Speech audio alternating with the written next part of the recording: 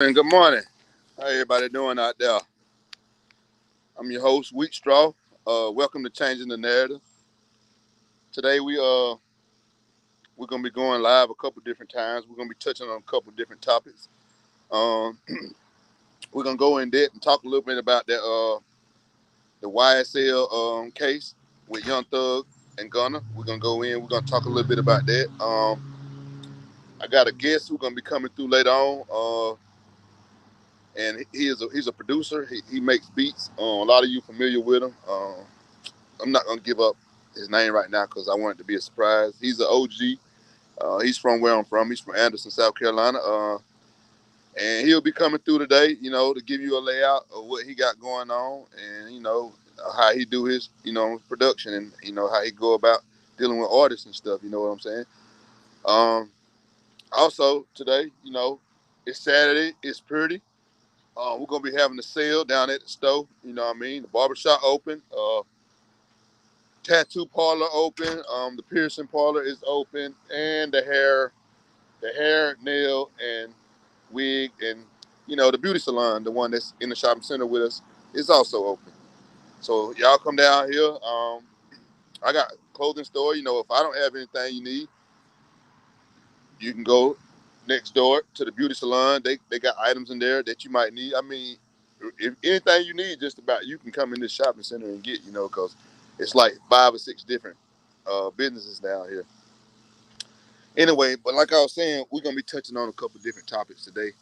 Uh, we're gonna be talking about that Young Thug and Gunna RICO indictment, and basically a lot of people don't know a RICO indictment is when they take one person out of your whole game, and most times it be the person that called the shots, or the person that run the game, or the person that everybody has a report to. One of the top lead, the top leader of the game. That's normally who the RICO is for, or it could be for, like in this situation, they got Gunna and they got Young Thug. So Young Thug would be the kingpin of the case, of this RICO case, and Gunna would be the underboss. You see what I'm saying? Make sure y'all follow me now. Young Thug would be the kingpin, the top dog. He would be at the top of the triangle, and right below him would be Gunna. Gunna would be the underboss. He would be, you know what I'm saying, a silent part, like almost like a silent partner. You know what I'm saying? You know what I mean? Okay. Now with a RICO, what they do is that top head up there, they'll take that top head, the kingpin, whoever at the top of that pyramid, they're gonna take him, and they're gonna make him responsible for everything that anyone that's saying they YSL, or saying that they gain. You know what I mean? If you are a YSL gang member, or if they think that you're a YSL gang member and you're committing crimes, or you doing things that you ain't got no business, and it's coming back to YSL, they're gonna make that top head responsible. That's what a RICO does. So if he got 200 soldiers all throughout Fulton County, those soldiers may have 10, 15, 20 soldiers under them. So the soldiers that's under them, he may not even know those guys. He may never met those guys, but they're going to be repping YSL because they're under somebody else who really is under YSL. So if those guys that's under, listen to what I'm saying, those guys that's under, not even talking about the guys that are really down with the record label YSL. I'm talking about the guys that are hanging with the guys that are down with it, that are committing crimes. He's going to be responsible for their crimes also, not just the crimes that the guys that are directly tied to him are committing. Anybody that's hollering YSL and catching drug charges, gun charges, shooting, committing crime, armed robberies, all these things, she gonna stick it to him, because this is her thing. This prosecutor's, she's the type of person that, well, I think somebody pulling the strings. I think that they probably wanted a white person to do this, but thought it would look better if a black person did it. So they sent her out there to go after them. Now, let me tell you something now. A RICO case is one of the worst cases you can have. Like I rather, like you. It's worse than having a murder charge. You know what I'm saying? A RICO case is bad, but they know that he got a lot of resources. What I mean by that, he got a lot of money. So at the end of the day, this is what I feel like they trying to do. I think they trying to break the man. I think they trying to get the man to spend all his money and his resources fighting this state case. Because right now, it's a Georgia, it's a state case. It's a Georgia state case. And they want him to spend all this money on all these lawyers, these big lawyers, you know what I'm saying, fighting this case, only to find out that the feds gonna come in, whew, they're gonna swoop through and pick the case back up. And what they're gonna do when they come in, they're gonna say, start back over. He got to start all the way back over. Because the lawyer's gonna have to go in all over again. On the federal level, though, they got to start all over. They got to start all over. It costs money to start over. So what they want him to do is use all his resources, use all his money to where they got him in the corner, and they got him pinned in the corner. Because at the end of the day, they want these guys to destroy each other. They want these guys to sit back there. That's why they're trying to deny their bonds. They want them to sit back there thinking about this, to the point to where they're willing to do things, willing to tell on this person.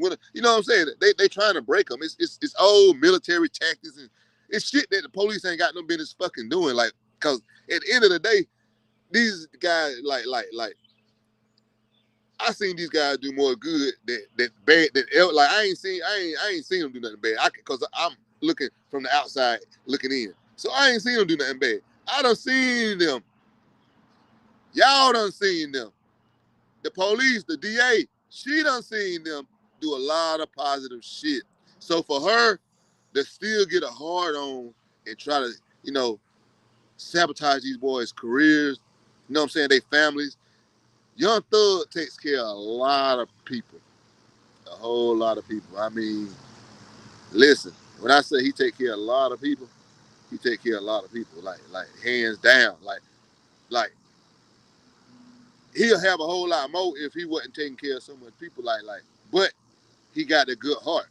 And that's one thing you can't change, the man heart. He got a good heart. Um, so basically, man, you know, my thoughts on it is that he just need to, you know what I'm saying? Just sit there, let the lawyers do all the work right now. Let the lawyers do all the work. You know what I'm saying? Let the lawyers do their thing. You know what I'm saying? Try to get Gunner out of there. You know what I'm saying? What I mean by that, cause Gunner is gonna be your money man while you in there. You're gonna have to, like, unless you can beat this shit and get this shit, throw it out, flat out, you're gonna probably have to go do a little time. You know what I'm saying? You got money, so at the end of the day, you might not have to do a lot of time. Like if a nigga like me caught that shit, nigga, I probably end up with the 30 or the life. But you able to fight it. Your lawyer's able to dissect it like cause that's what they're gonna do. Like in a science class, like how you used to do when you was young, you used to dissect the fraud.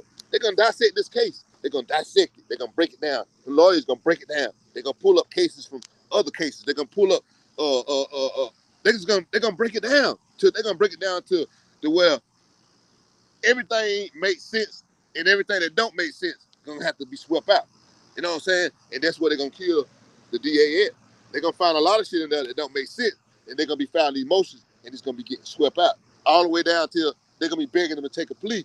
You know what I mean? Oh, listen, just go ahead and take these 7, 8 years and blah blah blah, plead to this and blah blah blah. See, that's what they want. They want a guilty plea.